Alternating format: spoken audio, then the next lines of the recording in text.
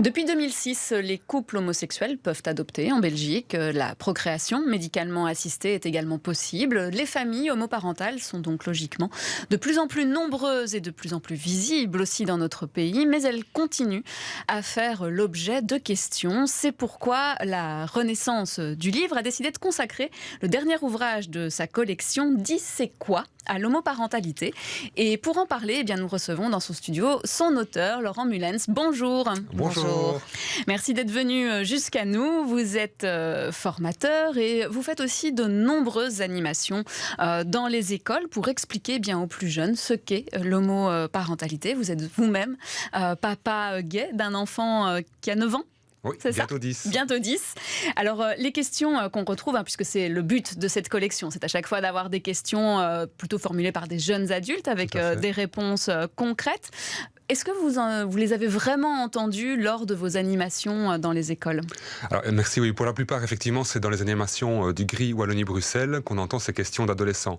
La particularité, c'est que ce livre concentre toutes ces questions. Généralement, on n'est quand même pas bombardé pendant autant de temps sur ces questions-là, même si ça reste un sujet qui suscite beaucoup de questionnements, très généralement bienveillants. Et donc, j'ai réutilisé toutes ces questions pour en faire le livre, pour en faire un récit, en partie sur mon témoignage, et puis en élargissant le propos pour pouvoir aborder l'ensemble des questions intéressantes sur le sujet. Alors c'est vrai que parmi les questions que des adolescents pourraient poser, il y a souvent, là vous expliquez, donc que vous avez adopté, enfin non, que vous avez fait, excusez-moi, une GPA. Une GPA. Ouais. Par contre, on vous demande souvent, voilà, qui fait le papa et qui fait la maman. Oui. Ça reste une question encore aujourd'hui d'actualité. On reste dans cette situation hétéronormée. Oui, très souvent. Maintenant, c'est pas une question qui arrive à chaque fois, mais souvent elle est posée de façon un peu... On sent que la personne est un peu gênée, l'adolescent est un peu gêné, mais on essaie vraiment d'ouvrir, dire c'est très tolérant, allez-y, posez vos questions. C'est justement le principe des animations et du livre aussi, c'est de démystifier un peu tous ces questionnements, parce qu'on sait que comme ça les mentalités vont évoluer et notre enfant grandira dans un monde qui est plus inclusif. Et donc oui, ces questions arrivent un peu innocemment, c'est... Mais qui fait le papa, qui fait la maman, du coup, parce que c'est l'hétéronormativité. On a toujours l'habitude, et eux, les enfants, les adolescents, ils ont l'habitude de vivre dans un environnement avec un papa et une maman, et on change de cadre. Et donc, comment on fait pour coller avec le modèle habituel ? Mais ça colle pas, évidemment, puisqu'on est 2 hommes, ou bien il y a 2 femmes dans les couples lesbiens. Et donc, forcément, on s'occupe de l'enfant. Voilà, puisqu'on est des hommes, on va quand même s'occuper du linge, on va quand même s'occuper de nettoyer les fesses du bébé quand il est sale. Évidemment qu'on prend en charge tout ce qui est nécessaire pour l'enfant. Et comme je dis dans le livre, à part l'allaitement, au final, quelle est la fonction que l'un ou l'autre ne peut pas faire ?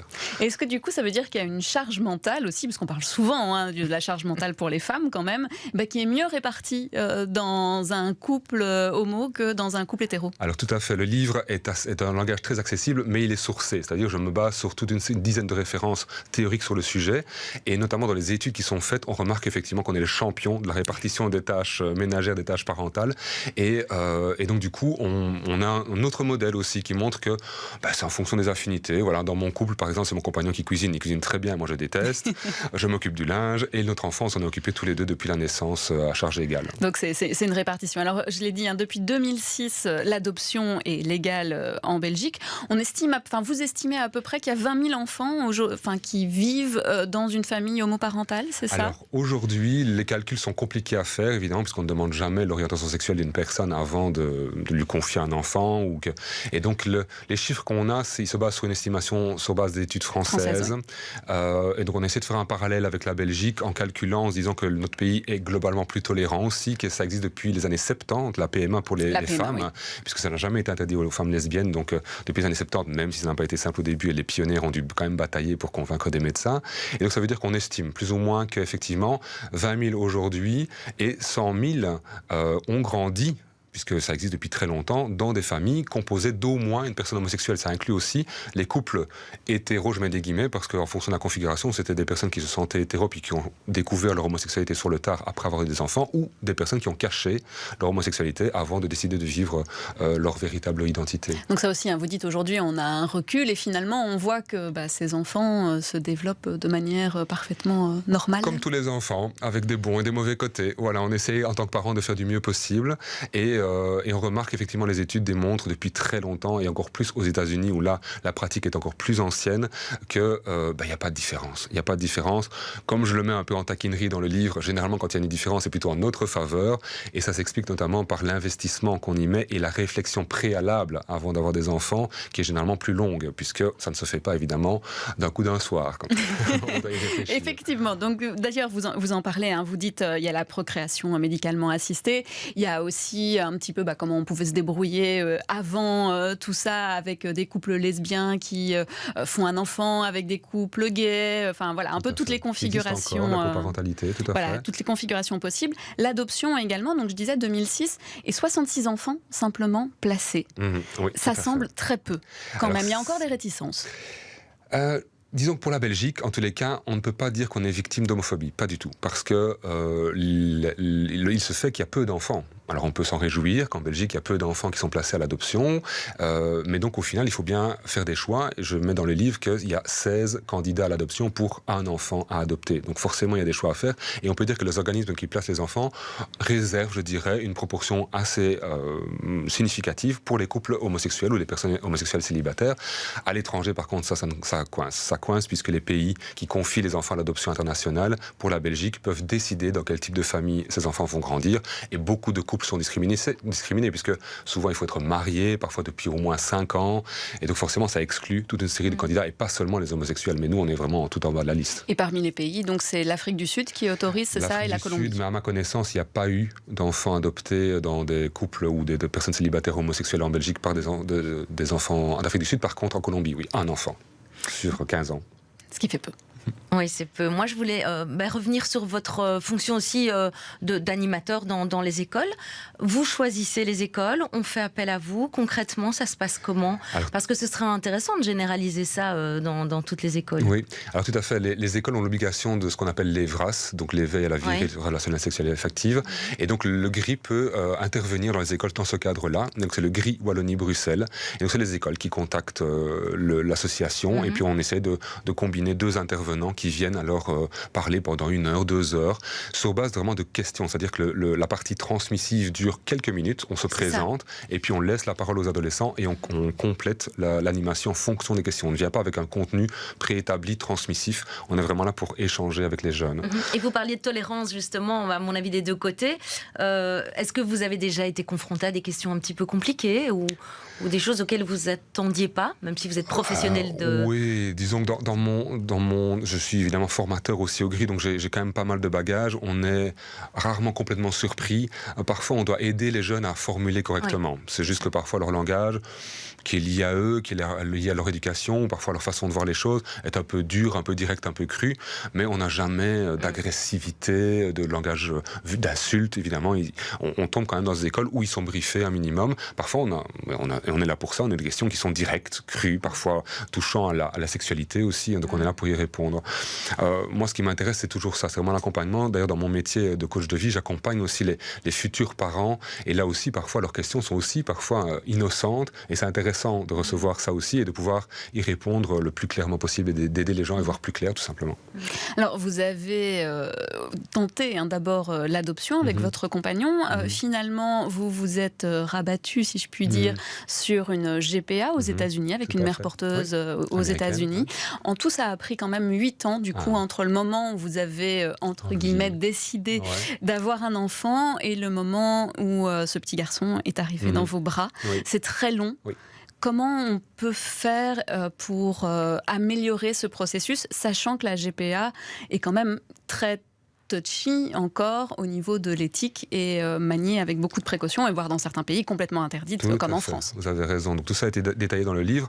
Alors comment on fait ? Je pense que le livre modestement participe à ce mouvement qui existe depuis plusieurs années d'association et d'accompagnement. Dans mon pratique, donc coach de vie aussi, ça aide à pouvoir un peu accélérer le processus, c'est-à-dire y voir plus clair, plus vite.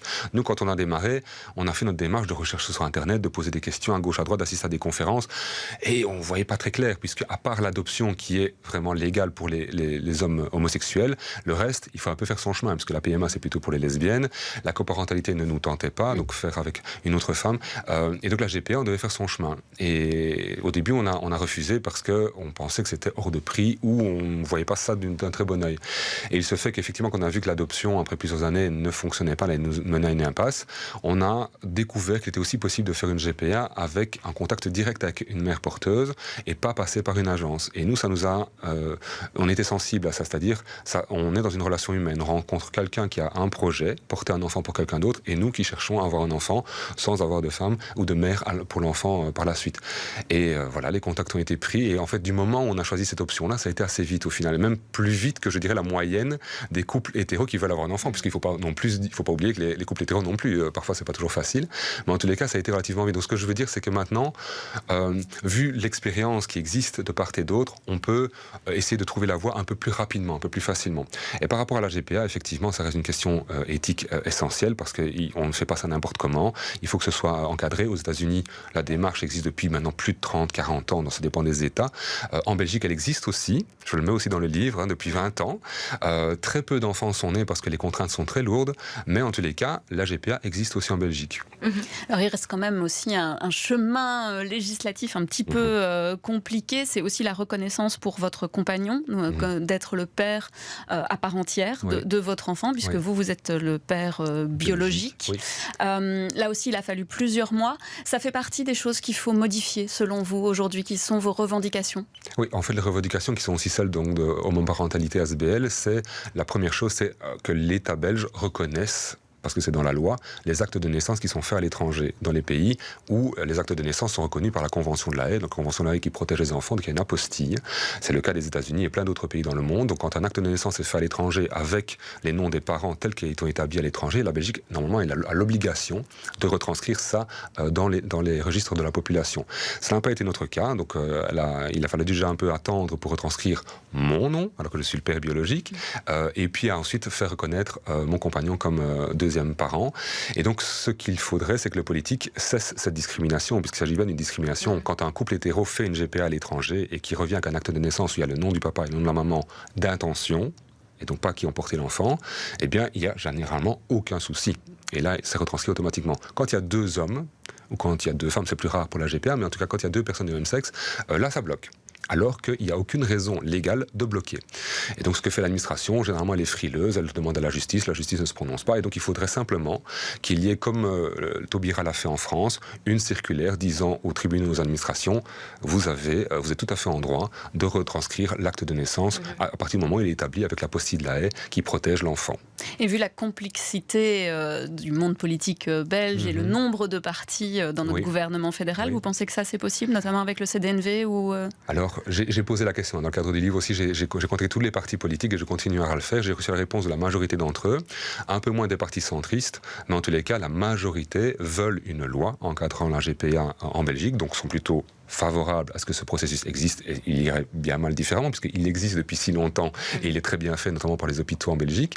On sent qu'il y a des réticences sur les modalités, notamment la question du paiement, de la mère, du défraiement, la compensation, on l'appelle comme on veut, enfin il faudra trouver un terme, de la mère porteuse, et puis aussi la reconnaissance de la filiation, donc qui est parent et quand, avant la naissance, après la naissance. Donc toutes ces questions-là, effectivement, doivent être débattues, et ça s'annonce très riche. D'ailleurs, je peux vous annoncer que mon prochain livre, en janvier 2024, sera sur la GPA précisément, justement parce qu'on sent que le sujet pourrait arriver avec la prochaine législature, et donc j'aimerais rédiger un livre qui pourrait aider les partis politiques à se poser les bonnes questions. Alors on vous réinvitera pour ce deuxième ouvrage où on détaillera un petit peu plus effectivement cette gestation pour autrui, parce que ça pose beaucoup de questions encore. Voilà, c'était dit, c'est quoi l'homoparentalité? Merci beaucoup Laurent Mulens d'être venu nous en parler. Merci beaucoup. Au revoir.